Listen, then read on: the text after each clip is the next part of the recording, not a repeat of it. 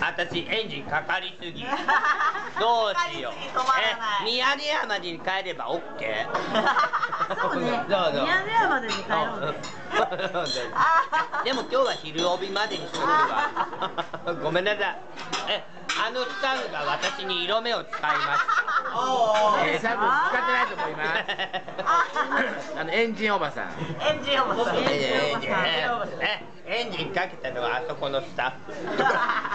そんなことないんだろうけど。もう止まらない。